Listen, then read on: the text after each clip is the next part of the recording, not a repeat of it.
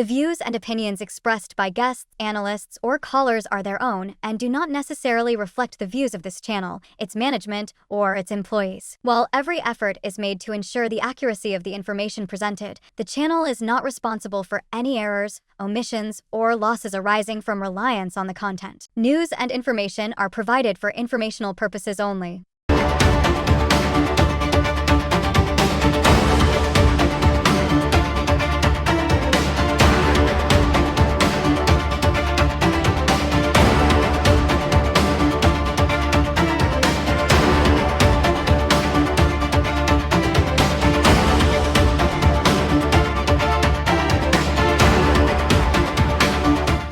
اعوذ باللہ من الشیطان الرجیم بسم اللہ الرحمن الرحیم۔ ہر ابتدا سے پہلے ہر انتہا کے بعد، ہر ابتدا سے پہلے ہر انتہا کے بعد، ذات نبی بلند ہے ذات خدا کے بعد۔ دنیا میں احترام کے قابل ہیں جتنے لوگ، دنیا میں احترام کے قابل ہیں جتنے لوگ، میں سب کو مانتا ہوں مگر مصطفیٰ کے بعد۔ السلام علیکم ورحمۃ اللہ وبرکاتہ۔ عزیز سامعین کرام، میں ہوں آپ کا میزبان سید عمار بابر، اور اس وقت آپ ملاحظہ کر رہے ہیں ون نیوز کا ایکسکلوسیو پروگرام سیدھی بات۔ امید کرتا ہوں خیر خیریت سے ہوں گے اور اپنی ذمہ داریوں کو خوش اسلوبی سے نبھا رہے ہوں گے۔ ناظرین کرام، بحیثیت مسلمان اور بحیثیت پاکستانی، میری اور آپ کی یہ ذمہ داری ہے کہ اپنے وطن پاکستان، جو ہمارے لیے ماں کا درجہ رکھتا ہے، اس کی محبت حقیقتاً وراثت میں ہمارے لہو میں موجود ہے اور نسل در نسل یہ منتقل ہوتی رہتی ہے۔ یہ بالکل ایسا ہی ہے جیسے ایک ماں اپنی اولاد کی پرورش کرتی ہے، اور پرورش کرتے ہوئے وہ اسے ان رشتوں کا احترام، عزت، ان کا درجہ بھی بتاتی ہے کہ اس رشتے سے تمہارا تعلق کیا ہے۔ اور وہ بچہ جیسے جیسے بڑا ہوتا رہتا ہے، ان مقدس رشتوں اور ان مقدس ہستیوں کو احتراماً اس انداز میں پکارتا ہے اور اس انداز میں ان کی عزت افزائی کرتا ہے کہ کسی سے بھی ان کے خلاف یا ان کے لیے کہی ہوئی کسی قسم کی بھی بات کو برداشت نہیں کرتا۔ حقیقت میں پاکستان کا وجود، پاکستان کی تخلیق ہمارے لیے بالکل اسی طریقے سے احترام اور وہی مقدس ہستی کا درجہ رکھتا ہے جس انداز میں ہمیں بچپن سے ہمارے گھر سے تربیت ملتی ہے۔ پاکستان کی محبت ہمارے دل میں بالکل ایک قریبی عزیز کی طریقے سے ہونی چاہیے، اور اس انداز میں ہونی چاہیے کہ ہمارا ہر کام، ہمارا ہر عمل ہمارے وطن کی ترقی، اس کی شہرت کا باعث بنے۔ ہم دنیا میں کہیں بھی چلے جائیں، ہم اپنے وطن میں رہیں، لیکن ہم اپنے عمل سے یہ ثابت کریں کہ حقیقت میں ہم ایک ایسے وطن کے سپوت ہیں جو سچ کے نام پر بنا تھا، جو انسانی حقوق کے نام پر بنا تھا، جو رسول کریم صلی اللہ علیہ وآلہ وسلم کے فرمان پر عمل کرنے والوں کی بساط اور انہوں نے جو آپ کی تعلیمات سے سیکھا، اس درجے پر بنا تھا۔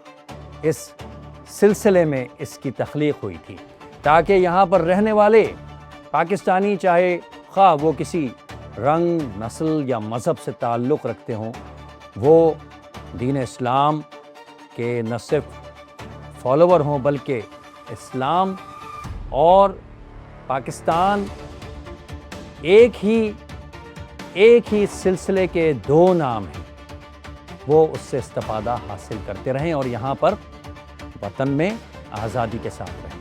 عزیز ناظرین، ون نیوز کے ذریعے اس پروگرام کو نشر کرنے کا مقصد ملک میں موجود ایسے معاملات، ایسی صورتحال جس سے اکثر ہم یہ سوچنے پر مجبور ہو جاتے ہیں کہ شاید ہمارے حکمران غلط ہیں، یا جو سسٹم کو چلانے والے غلط ہیں، یا ان کی غلطیوں کا خمیازہ ہم عوام کو بھگتنا پڑ رہا ہے۔ ہم ان سلسلوں کو، ان معاملات کو آپ کے سامنے آشکار کریں گے۔ اس سلسلے میں آج کا یہ میرا پہلا پروگرام، اور میں ون نیوز کا شکر گزار ہوں کہ جنہوں نے مجھے موقع دیا کہ میں آج اس پروگرام کو کنڈکٹ کر رہا ہوں۔ اور میرے ساتھ اس وقت ایک ایسی شخصیت موجود ہیں جن کے لیے میں صرف اتنا ہی کہوں گا کہ میں اکیلا ہی چلا تھا جانب منزل، مگر لوگ ملتے گئے، کارواں بنتا گیا۔ عوامی خدمت سے سرشار، پاکستان کی محبت دل میں لے کر بڑے ہوئے۔ جب بات کی جاتی ہے تو پہلے پاکستان کا نام لیتے ہیں، پاکستان کی محبت کا نام لیتے ہیں، اور جس طریقے سے ابتدائی تمہید میں نے ذکر کیا کہ پاکستان کی محبت ہماری اساس ہے، یہ آپ ان کی گفتگو سے بھی انشاءاللہ تعالی جان لیں گے۔ میری مراد ہے عبدالرزاق باجوہ صاحب سے، جن کا تعلق پاکستان پیپلز پارٹی سندھ سے ہے، سینئر رہنما ہیں، 4 دہائیوں سے زائد عوامی خدمت اور سیاست سے منسلک ہیں۔ اس کے علاوہ ایک بہت بڑی تنظیم پریسیڈنٹ جٹ الائنس بھی ہیں سندھ کے لیول پر، اور بے شمار خدمات عوامی پیش کر چکے ہیں۔ آج الحمدللہ ہم ان کے دولت کدے پر موجود ہیں۔ السلام علیکم۔ جی وعلیکم السلام بابر بھائی، میں آپ کا بڑا شکر گزار ہوں، آپ کی ٹیم کا، کہ میں آپ کے پہلے پروگرام کا مہمان ہوں۔ الحمدللہ یہ آج میرا پہلا پروگرام ہے، اور مجھے بڑی خوشی ہوئی جب میں نے آپ کے تاثرات جانے تو مجھے آپ ایک بالکل ہی الگ تھلگ انسان نظر آئے، اور مجھے یقیناً بڑا دلی طور کے اوپر اطمینان ہوا کہ حقیقت میں پاکستان اگر ہمارا ملک چل رہا ہے اور اس کی ترقی ہو رہی ہے تو اس کے پیچھے کچھ لوگ ایسے موجود ہیں جو واقعی میں اس ملک سے محبت کرتے ہیں۔ آپ کا شکر گزار ہوں کہ آپ نے شارٹ نوٹس پر ہمیں وقت دیا، اور اتنے صبر اور تحمل سے آپ ہمارے ساتھ بیٹھے ہوئے ہیں۔ رزاق بھائی، آپ سے پہلا سوال بلا تاخیر، سیاست کو آپ کس درجے پر رکھتے ہیں، اور سیاست میں آپ کا داخلہ کس طریقے سے، کب اور کیسے ہوا؟ دیکھیں جی، 1986 کی بات ہے۔ 1986-85 میں کراچی کے حالات بہت زیادہ خراب ہو گئے تھے، تو اس وقت ہمیں اپنے جان و مال کے تحفظ کے لیے ہمیں کوئی جدوجہد کرنی پڑی۔ حالانکہ میں بالکل انمیچور تھا، میں کم عمری میں تھا، میں اسٹوڈنٹ تھا 5-6 کلاس کا، تو لیکن بس وہ کہتے ہیں نا کہ سر پہ مصیبت پڑ گئی تھی۔ کراچی میں ایک دم لسانی جھگڑے شروع ہو گئے تھے۔ میرا تعلق پنجابی کمیونٹی سے ہے، تو ہمارے لیے بھی عرصہ حیات کراچی میں بہت تنگ کر دیا گیا تھا، ہمیں مارا جا رہا تھا، اور ہمیں بتایا بھی نہیں جا رہا تھا کہ آپ کا قصور کیا ہے۔ تو پھر اس وقت کی جو لسانی جھگڑوں کے رد عمل میں ایک تحریک وجود میں آئی، اس کو کہتے تھے جی PPI۔ ان کے قائد تھے ملک غلام سرور صاحب، جو آج اس دنیا میں نہیں ہے، اللہ پاک ان کے درجات بلند فرمائے۔ تو انہوں نے اس کو پنجابی پختون اتحاد بھی کہتے تھے۔ تو ہم نے اپنے جان و مال کے تحفظ کے لیے ہم وہاں پر دوڑے، اور میں سب سے کم عمر کارکن تھا، تو یہاں سے بس یہ سیاست ہمارے گلے پڑ گئی۔ اس وقت آپ اسٹوڈنٹ تھے؟ جی میں 6 کلاس کا اسٹوڈنٹ، اسکول میں تھا میں۔ تو بس اللہ سبحانہ تعالیٰ کا ایک بس وہ جب ہم نے اپنے تحفظ کے لیے PPI میں نے جوائننگ کی، اور جو ہوتا ہے ایک غریب اور متوسط طبقے کا کارکن، جھنڈے اور بینر اور دریاں بچھانے سے شروع کی، اور لیکن اللہ کا شکر ہے اس میں ہم کامیاب ہوئے، ہم نے اپنے لوگوں کا تحفظ کیا، اور مجھے یہ فخر ہے کہ میں جس تنظیم میں نے ایز اے کارکن کام شروع کیا تھا فرسٹ ٹائم، اور میں اسی تنظیم کا مرکزی چیف آرگنائزر ریٹائر ہوا، یعنی میں نے جب وہاں سے استعفیٰ دیا، تو بس یہ ایک بہانہ تھا بابر بھائی سیاست میں آنے کا، حالانکہ یہ شعبہ ہمارا نہیں تھا۔ ہم اس طرح ہم تو روٹی روزی کے چکر مطلب حالات اور واقعات ہمیں نے کچھ مجبور ایسا ہو گئے موڑ تھے۔ لیا ہم تو روٹی روزی کے لیے کراچی آئے تھے اور ہم نے کہا تھا کہ کراچی غریب کی ماں ہے اور ہے۔ کراچی کا جو دل ہے وہ سمندر ہے اور اس میں جو آتا ہے وہ سمو لیتی ہے۔ تو بس میں تو یہ کہوں گا کہ یہ حادثاتی طور پہ میں پولیٹیشین آیا، یہ ہمارا بزنس نہیں تھا، یہ ہمارے بس کا کام نہیں تھا، لیکن جب آ گئے تو پھر آ گئے۔ ٹھیک ہے، چلے ماشاءاللہ۔ اب آپ کا تعلق پاکستان پیپلز پارٹی سے، پاکستان پیپلز پارٹی سے کوئی آپ کی 3 دہائیوں 4 دہائیوں کی وابستگی ہے، رہنما کے طور کے اوپر آپ نے کام کیا، کیا سمجھتے ہیں کیا کھویا کیا پایا؟ بابر بھائی دیکھیں، پولیٹیشن میں تو دیکھیں میں جن کا شاگرد رہا ہوں یا میں نے جن سے سیاست سیکھی ہے، میں نے تو ان سے یہ سیکھا ہے کہ سیاست بھرے ہوئے پیٹ یعنی کھاتے پیتے لوگوں کا شغل ہے۔ اس میں عام لوگ اگر داخل ہوتے ہیں تو وہ اس کے معیار کو خراب کر دیتے ہیں، یعنی وہ پھر کرپشن کرتے ہیں، لوٹ ماری کرتے ہیں۔ تو جو خاص طور پہ جو لیڈرشپ ہوتی ہے، ہم نے اپنے جو سینئر سے یہی سنا ہے کہ انہیں وہ صاحب حیثیت ہونے چاہیے، جو رہنما کہلائیں یا صدر ہوں یا جو بھی جس بھی پوزیشن پر ہو۔ تو بدقسمتی سے سیاست کو تو میں عبادت کا درجہ دیتا ہوں، اور میں آپ کے ٹی وی کے توسط سے آپ کے ٹی وی کیمرہ کے سامنے ہی، کیونکہ اسے کروڑوں لوگوں نے دیکھنا ہے اور یہ ایک تاریخ کا حصہ بھی ہو جائے گا۔ جب یہ سوشل میڈیا پہ یوٹیوب پہ چڑھے گا تو پھر یہ پتہ نہیں میں نہ ہوں اور میرے بچے اور پوتے بھی اس کو شاید دیکھتے رہیں۔ تو میں آپ کے سامنے اس کیمرے کے سامنے، آپ کے ٹی وی چینل کے سامنے میں حلف دینے کے لیے تیار ہوں کہ میں نے اپنی 40 سالہ پولیٹیشن میں کبھی کرپشن نہیں کی، کبھی کسی کو دھوکہ نہیں دیا، کبھی جھوٹ نہیں بولا اور کبھی کسی کو نقصان دینے کے لیے میرے قدم آگے نہیں بڑھے۔ ایز اے سیاسی کارکن میں مختلف جماعتوں میں بھی رہا ہوں، میں تحریک انصاف میں رہا ہوں، میں مسلم لیگ میں رہا ہوں، موجودہ ابھی پاکستان پیپلز پارٹی سے میرا تعلق ہے۔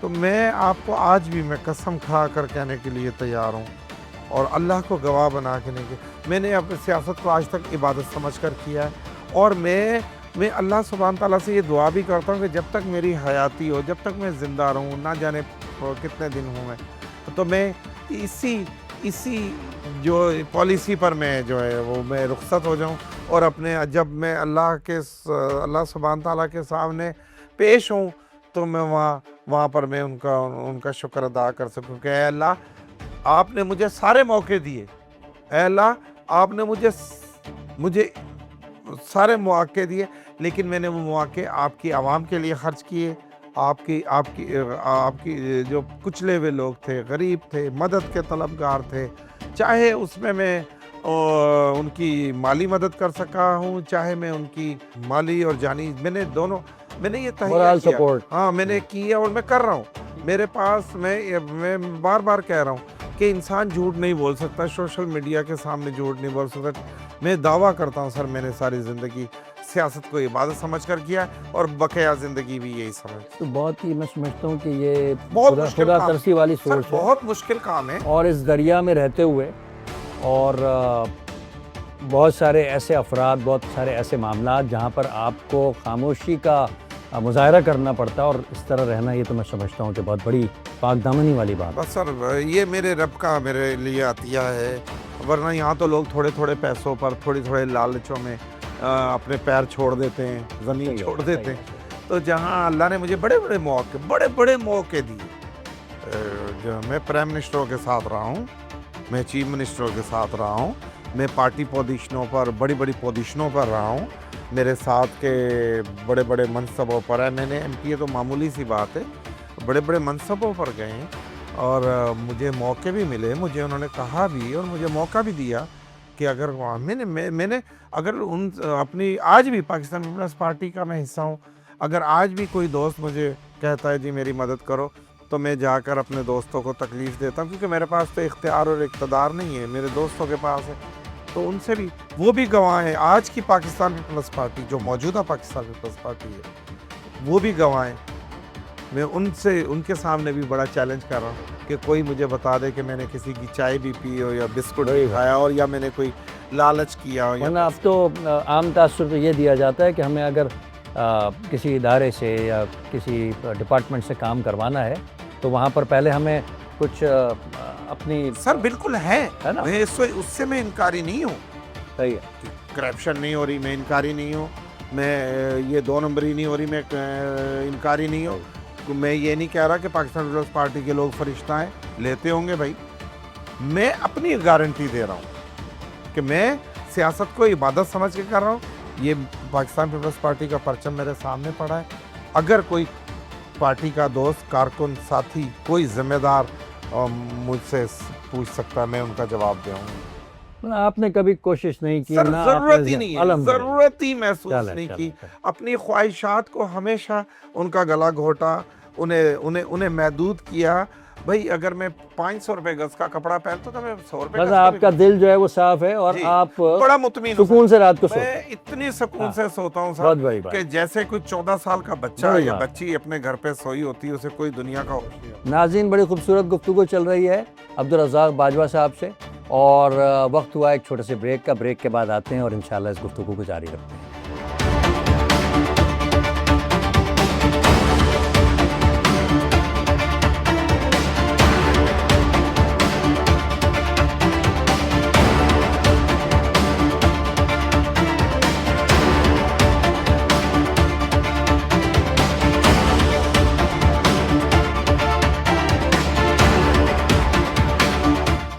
خوش آمدید ناظرین، سیدھی بات سے آپ کا میزبان سید عمار بابر ایک بات پھر حاضر خدمت۔ باجوہ صاحب سے ملاقات ہو رہی ہے اور باجوہ صاحب کی طرف بڑھتا ہوں۔ جی باجوہ صاحب، فرمائیے، ہر ڈپارٹمنٹ، کسی بھی ڈپارٹمنٹ میں شاید میرے خیال سے کوئی 1 یا 2 ڈپارٹمنٹس ایسے ہوں گے جس کی طرف ہماری نظر نہیں جاتی، عام تاثر یہی ہے کہ ہم جب تک وہاں پر ہمارے کوئی تعلقات نہیں ہوں گے، جب تک ہماری بیک اپ نہیں ہوگا، ہمارا کام نہیں ہوگا۔ ایسا کیوں ہے؟ بابر بھائی، یہ بڑی بدقسمتی ہے، بڑی بدقسمتی ہے اس ملک کی کہ یہاں پر آپ کی سفارش اور آپ کے پاس بہت سارا پیسہ ہونا لازمی قرار دے دیا گیا۔ یہ میں اس عمل کے بالکل پسند نہیں کرتا ہوں اس عمل کو۔ ایک میرٹ کا کام، ایک جس کا حق بنتا ہو، ایک جائز کام کے لیے بھی آپ کو اگر پیسے دینے پڑے شفار، تو یہ پھر معاشرہ نہیں ہے، یہ ایک، بس اس کو میں کیا سخت لفظ بول دوں گا، یہ بڑا المیہ ہے۔ میں ہمیشہ ان چیزوں کے بہت سخت خلاف رہا ہوں۔ میں کہتا ہوں ہمیشہ میرٹ کا خیال رکھنا چاہیے۔ آپ دیکھو، پیسے سب کی ضرورت ہے، لیکن اس قدر بھی اس کو ضرورت نہ بنا لیا جائے بالکل کہ آپ حرام، حلال، جائز، ناجائز، حق، کسی حقدار کا سب حق کو سلب ہو کچل کے جائے۔ چلے جائیں۔ تو بالکل ایسا ہے جی، پورے ملک میں کرپشن کا دور ہے، میں کھلے عام بتا رہا ہوں، کوئی روک ٹوک نہیں ہے۔ اور میں تو اس پر بھی بڑا دکھ کا افسوس کر کہ کرپشن کو روکنے والے ادارے خود کرپشن کا حصہ بن چکے ہیں۔ اب اینٹی کرپشن اس کا کیا کام ہے جی؟ کرپشن کو روکنا، وہ خود کرپشن کا حصہ ہے۔ ایف آئی اے بھائی اس کا کیا کام ہے؟ بھائی نیب کا کیا کام ہے؟ یہ ادارے ہیں، یہ کس لیے بنائے گئے؟ وہ خود کرپشن میں ملوث ہیں۔ وہ کہتے ہیں جی آپ نے اگر 50 کروڑ روپے کی کرپشن کی ہے تو آپ کچھ ہمیں دیں، 10 15 20 ہمیں دیں، بقایا آپ۔ چلیں، آپ کے تو حلقہ احباب میں جو لوگ ہوں گے وہ آپ ایک خدا ترسی کا بھی جذبہ رکھتے ہیں، عوامی خدمت کا بھی جذبہ رکھتے ہیں۔ ان کا کوئی بجلی کا مسئلہ ہے یا کوئی ایف آئی آر ہے، ان کی کسی کی گاڑی چوری ہو جاتی ہے تو آپ کے پاس آتے ہوں گے، آپ کے ساتھ جا کر کے وہ مسئلہ حل ہو۔ لیکن جو اور لوگ ہیں جن کی اپروچ نہیں ہے یا ان کے اپروچ میں ایسے لوگ، وہ کس طرح اپنے مسئلے حل کروائیں؟ بابر بھائی، بہت سارے واقعات ایسے آتے ہیں کہ میں افسردہ ہو جاتا ہوں، مطلب مجھے شدید قسم کا اپنے آپ پر مجھے تکلیف محسوس ہو۔ اب لوگ آتے جی، میری موٹر سائیکل جی ہاں، چوری ہو گئی گھر کے آگے سے، جی جی میرے پاس فائل ہے، میں انہیں پی آئی ڈی تھانے میں بھیجتا ہوں، جی۔ تھانے والے، اور نہیں، پہلے وہ خود جاتا ہے، اچھا، خود تو جائیں گے تو وہ تو تھانے میں نہیں، کسی قسم کی بات 10 دن وہ چکر لگاتے ہیں کہ جی ہماری موٹر سائیکل غلط یوز ہو جائے گی، جی ہماری کسی موٹر سائیکل کسی واردات میں ہو جائے گی، آپ مہربانی کریں مجھے ایف آئی آر دے دیں۔ نہیں دیتے ہو، نہیں دیتے۔ پھر ظاہر ہے پھر ہمیں کہنا پڑتا ہے، میں کہتا ہوں ہو بھی جاتی ہے، بڑی مہربانی آپ کو بھی مزاحمت کا سامنا کرنا جی پڑتا کرنا پڑتا ہے۔ مجھے بھی منع کرتے ہیں کہ جی سر ہم کل کر دیں گے، ہم پرسوں کر دیں گے، ابھی ہم مصروف ہیں، کل بھجوا دینا۔ تو یہ دیکھیں، اب ایک تو میری موٹر سائیکل چوری ہو گئی اور دوسرا 10 دن میں تھانوں کے چکر لگاؤں، ہے بڑا ظلم تو ہے جی۔ میں تو چیف منسٹر صاحب سے بھی گزارش کروں گا, بلاول بھٹو صاحب سے گزارش کروں گا, میں پرائم منسٹر صاحب سے گزارش کروں گا, خدایا جو نچلے طبقے کے لوگ ہیں, متوسط طبقے کے لوگ ہیں, کمزور لوگ ہیں, غریب لوگ ہیں, جن کی اپروچ نہیں ہے, جو کسی کے پاس جا کے منت سماعت نہیں کر سکتے, کم سے کم ان پہ تو رحم کر دیا جائے. کوئی ایسا سیل بنا دیا جائے جو سر وہاں سیل پر موجود آپ کا ہے, سر سیل بھی موجود ہیں, لیکن وہ سیل میں نے دیانتدار لوگ بٹھا دیے جی بالکل ان پر چیک اینڈ بیلنس نہیں ہے. دیکھیں جی, مارکیٹ کمیٹیاں موجود ہیں, کوئی کنٹرول نہیں ہے, پھل سبزیوں کے ریٹوں پر, مہنگائی پر کوئی کنٹرول نہیں. آپ دیکھیں اینٹی کرپشن موجود ہے, کرپشن ہو رہی ہے. آپ دیگر آپ جس ادارے میں بھی جائیں, معاملات بہت بگڑے ہوئے ہیں, انہیں سدھارنے کی ضرورت ہے, لوگوں سے دعائیں لینے کی ضرورت ہے. اگر صرف میری ذات کو نقصان نہیں ہو رہا تو کیا میں اس پر خاموش رہوں؟ یہ میرا خیال مناسب. میں اختیار اور اقتدار رکھنے والے لوگوں سے مخاطب ہوں کہ آپ لوگوں اللہ کو کیا جواب دو گے؟ اللہ سبحانہ تعالیٰ آپ کو جب آپ کو طاقت بھی دی ہے, آپ کو اختیار بھی دیا, آپ کو اقتدار بھی دیا, اور پھر اگر لوگ بھٹکتے پھریں, پریشان پھریں, تو میں سمجھتا ہوں کہ آپ نہ صرف عوام کے گناہ گار ہیں اور اللہ سبحانہ تعالیٰ کے. چلیں, یہ اسی سلسلے سے جوڑتے ہوئے ایک سوال, ایک لیڈر کا, عوامی لیڈر ہو یا سیاسی لیڈر ہو, رہنما ہو, اس کا کردار کیسا ہونا چاہیے؟ سر اس کا کردار ہونا چاہیے, ایک تو وہ رول ماڈل ہونا چاہیے. رول ماڈل, کیونکہ وہ رول ماڈل ہے. دیکھیں آپ قائد اعظم محمد علی جناح کو دیکھیں, کوئی انگلی اٹھا کر ان پر کرپشن کا الزام نہیں لگا سکتا, نہیں لگا, کوئی جھوٹ کا الزام نہیں لگا سکتا. قائد اعظم محمد علی جناح جب 1940 میں جب وہ تحریک کا حصہ بنے, جب وہ تحریک چلا رہے تھے پاکستان بنانے کی, تو آپ کو اردو نہیں آتی تھی. قائد محمد علی جناح کی جو جتنی اس وقت کی جو ایکٹیویٹیز اور جلسے جلوس ہوتے تھے, وہ اس میں انگلش میں گفتگو کر رہے ہوتے تھے, اور جو عوام ہوتی تھی, بابر بھائی بڑے آپ سے میں جو ہے وہ توجہ چاہتا ہوں, جو آگے لاکھوں لوگ بیٹھے ہوئے ہوتے تھے, وہ انگلش میں خطاب کر رہے ہوتے تھے, اور وہ ان پڑھ جاہل ہوتے تھے, اور وہ ہاں کر رہے ہوتے تھے, تالیاں بجا رہے ہوتے تھے. وہ کہہ رہے تھے کہ میرا قائد جو کہہ رہا ہے وہ سچ کہہ رہا ہے. پھر آپ شہید ذوالفقار علی بھٹو پر آ جائیں, قائد اعظم محمد علی جناح کے بعد. آپ جن لوگوں کی بات کر رہے ہیں, یہ عوام میں گھل مل کر کے وداؤٹ پروٹوکول کام کیا کرتے تھے. سر آج تک بہت بڑا گیپ آ گیا. جی میں آج کے سیاستدانوں سے مخاطب ہوں کہ انہیں تھوڑی بہت خدا کا خوف بھی اور شرم بھی کرنی چاہیے. آپ شہید ذوالفقار علی بھٹو پر آ جائیں.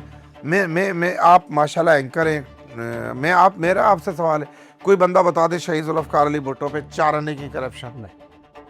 بقایا آپ الزامات لگائے جا سکتے ہیں, اور جو بھی معاملات کوئی کہتا ہے ہم اس کو جواب دیتے ہیں, لیکن شہید ذوالفقار ثابت نہیں کر سکتے. آپ محترمہ بے نظیر بھٹو صاحبہ پر آ جائیں.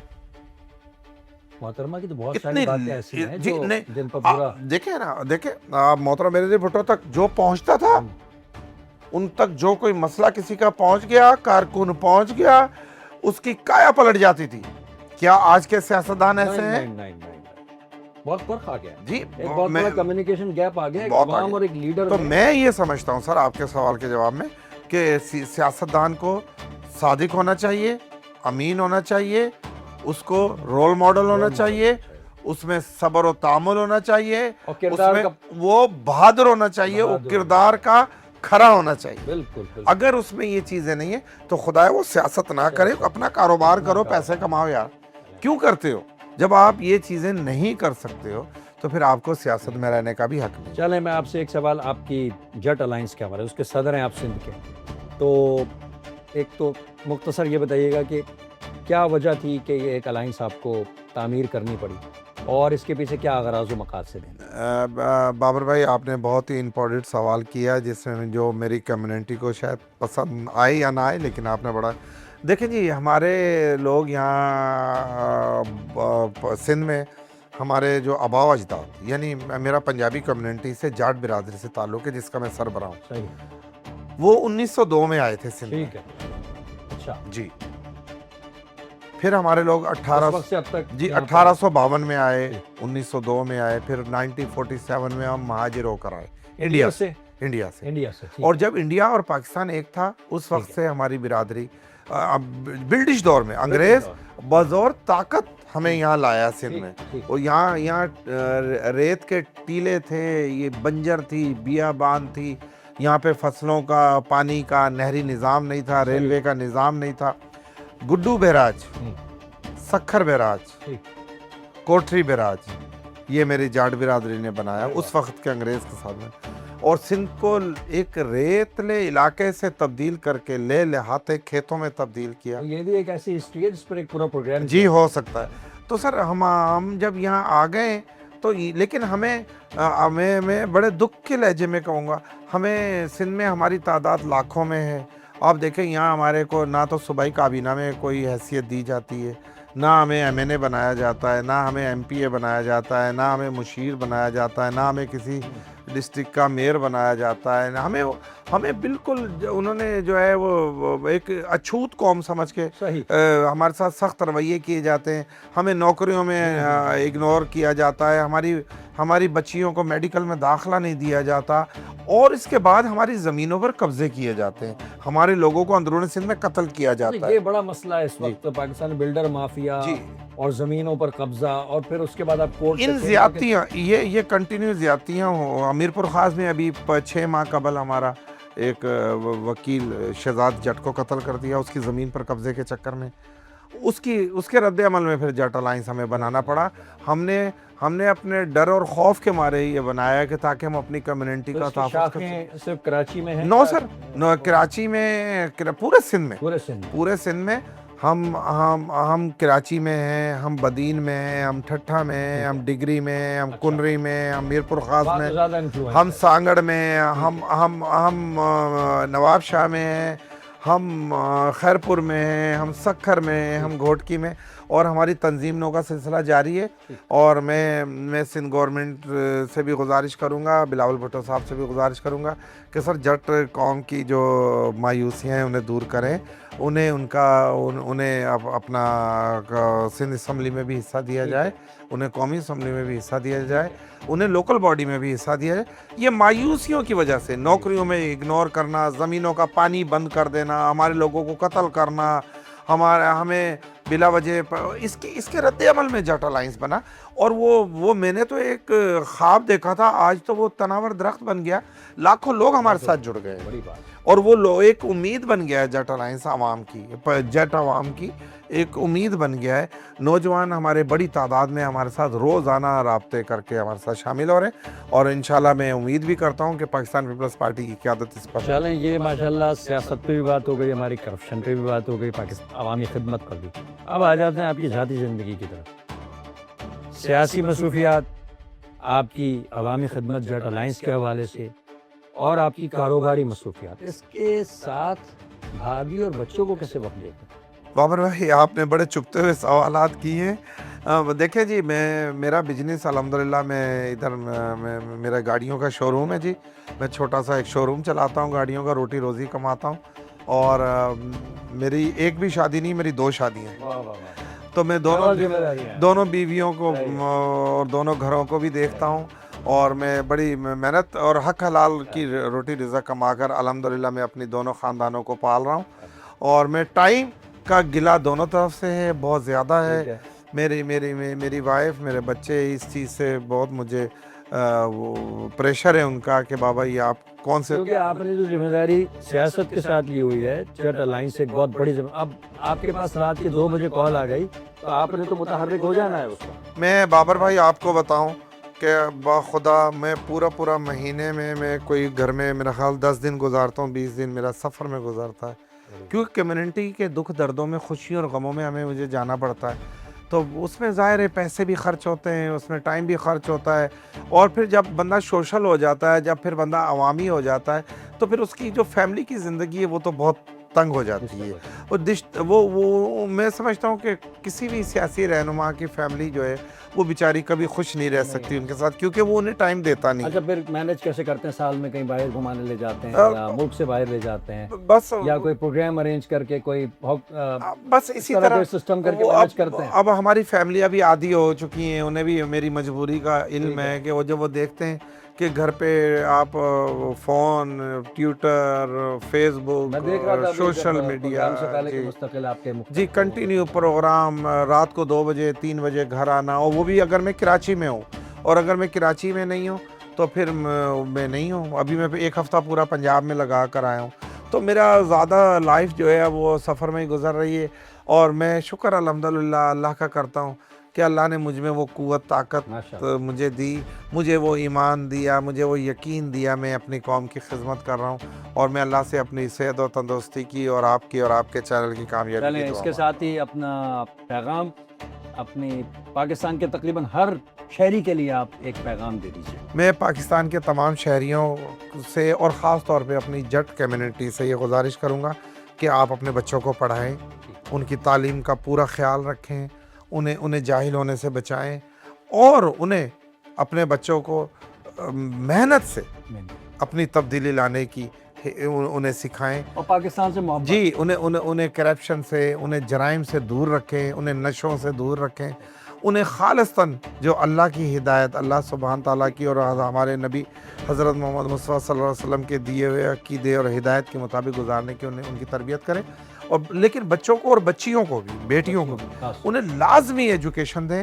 میرا پیغام یہ ہے والدین کو کہ روکھی سوکھی کھا لیں, کم کھا لیں, بھوکے رہ لیں, اپنا گھر بیچ کر کرائے پر چلے جائیں, لیکن بچوں کو لازمی پڑھائیں. اگر آپ کے بچے جاہل رہ جائیں گے نا, آپ کے پاس کچھ نہیں بچے گا, یہ ملک ہمارا اندھیروں میں ڈوب جائے گا. بہت بہت شکریہ عبدالرزاق باجوہ صاحب, آپ نے اپنے قیمتی اوقات میں سے ہمیں وقت دیا.